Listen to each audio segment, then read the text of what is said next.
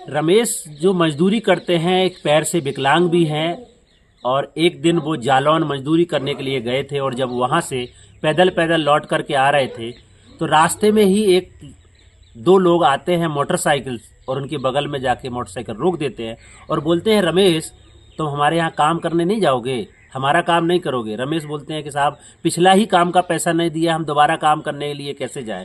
और इतनी बात बोलते हैं कि रमेश की पिटाई होने लगती है। जी हाँ दोस्तों, नमस्कार, मेरा नाम है कुलदीप कुमार और आज हम आपके साथ एक घटना पे बात कर रहे हैं। ये घटना क्योलारी की है। क्योलारी के रहने वाले रमेश, जो कि बसोर समुदाय से आते हैं, दलित समुदाय से आते हैं, मेहनत मजदूरी करके अपना गुजारा करते हैं। आज मैं रमेश के घर पे हूँ और इस घटना की सच्चाई को जानने के लिए आया हूँ, क्योंकि जब ये जालौन में काम करने के लिए गए थे और इनके पास इतना पैसा भी नहीं था कि जब पैदल वहाँ से लौट रहे थे तभी रास्ते में इनके साथ ये घटना घटती है, जहाँ पे इनसे जबरन मजदूरी के लिए दबाव बनाया जाता है। वो इस गांव में रहते हैं, हमारे साथ रमेश खुद है। हम रमेश से ही जानेंगे क्या हुआ था। रमेश बताइए। सब मेरी घरवाली पिछले धान की निदाई के लिए पैसे मांगने गई तो नहीं दिए। घर में 1200 गई तो 1200 से घर भर चुका था। तो ऊपर छत पे टंग गए हम लोग, तो पैसे करके अब मजदूरी है नहीं है, मोने को कैसे खिलाएंगे अपन।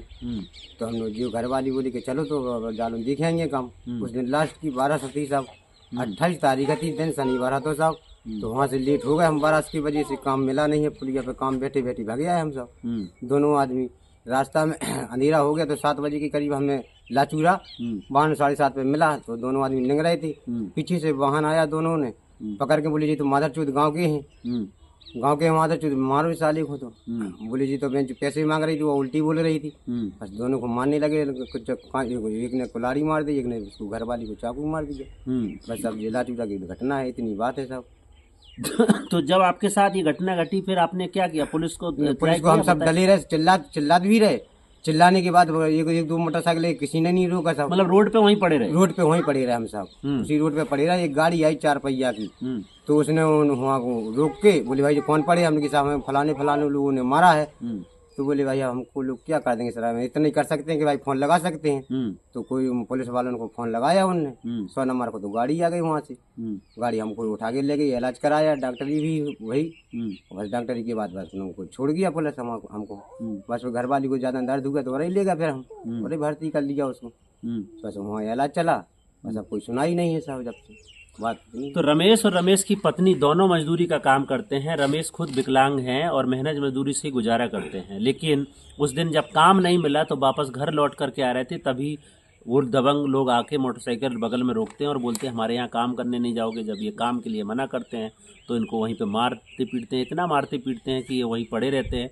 रात का समय होता है, कोई उधर से गुजरता है, 2-3 मोटरसाइकिल वाले गुजरे, किसी ने नहीं सुना। फिर कोई 4 व्हीलर वाला निकला था, उसने देखा कि कोई पड़ा हुआ है, तब उन्होंने इनसे बोला कि क्या हुआ। तब रमेश अपनी पूरी बात बताते हैं, क्योंकि वहाँ इस हालत में उनकी पत्नी पड़ी थी। तब जाकर के वो पुलिस को कॉल करती है, फिर पुलिस की गाड़ी आती है और इनको ले जाकर के इलाज कराती है और इनको घर छोड़ के जाती है।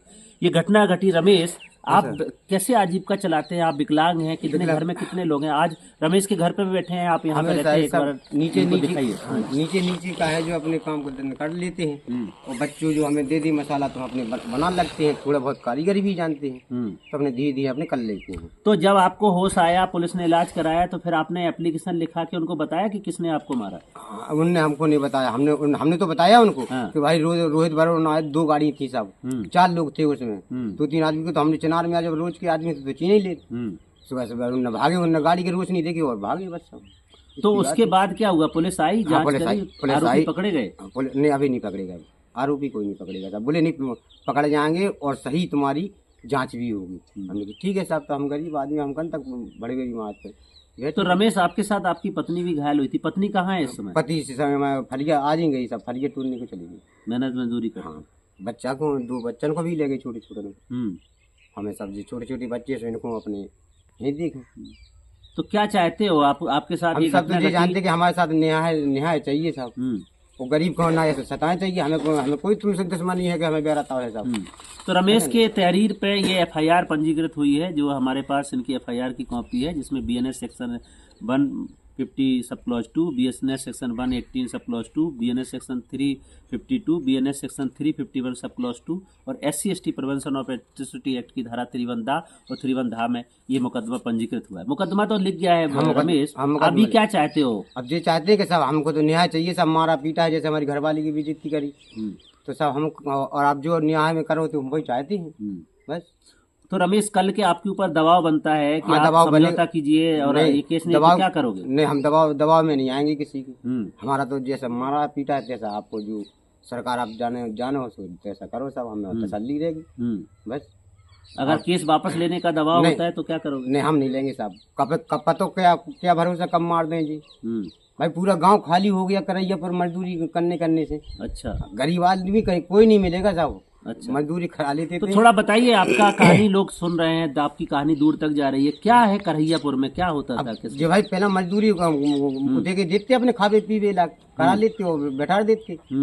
अब आदमी के जब गुजारो ना चले 2-4 6 वाली बच्चे तो गांव छोड़ के भाग नहीं पड़े साहब। तो कितने लोग ऐसे होंगे जो गांव छोड़ के चले गए? बहुत लोग, 2-4 6 8 10 आदमी तो हम अंदाजे के, कहूँ येट रह रहा है, कहूँ खसीस रह रहा है, कहूँ कितहूँ रह रहा है बिलाज जने, लेकिन ये गांव छोड़ के चले गए।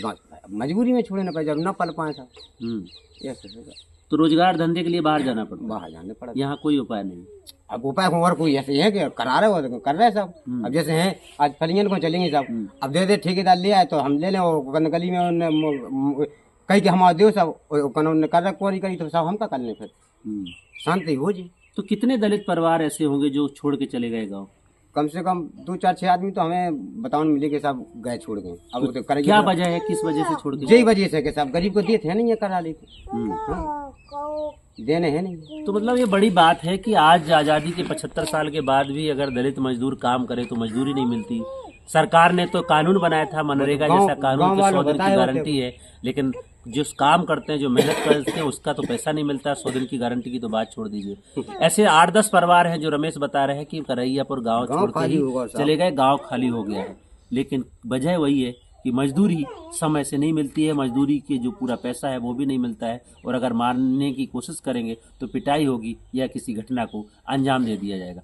फिलहाल इस घटना को लेकर के रमेश संघर्ष कर रहे हैं, वो न्याय की उम्मीद में बैठे हैं कि काश वो दिन आएगा और हमें न्याय मिलेगा। आज की कहानी में इतना ही, कल फिर मिलेंगे, तब तक के लिए नमस्कार, जय भीम, जय संविधान।